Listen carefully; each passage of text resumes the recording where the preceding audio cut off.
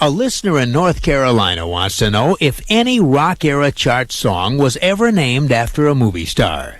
Well, besides the obvious one, Betty Davis' Eyes, there was a song named for one of the biggest cult heroes in film history.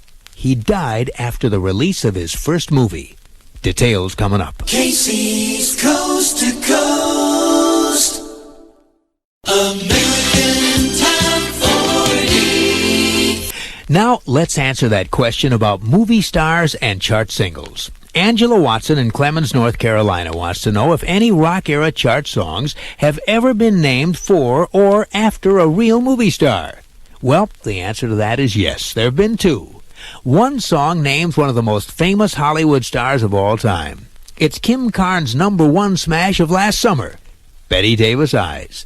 Now, the other hit names an actor who made only 3 movies, but became one of the biggest cult superstars in film history. He played the disturbed son in the film version of John Steinbeck's East of Eden.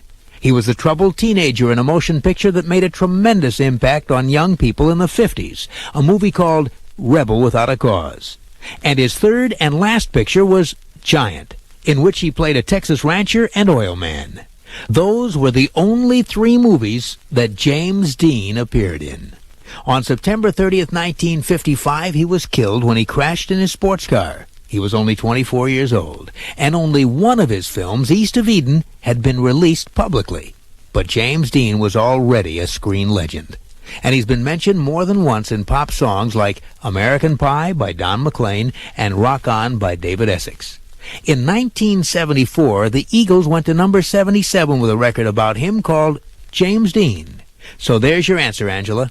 During the rock era, 2 chart singles have had song titles that named real movie stars. Kim Carnes' Betty Davis' Eyes and the Eagles' James Dean.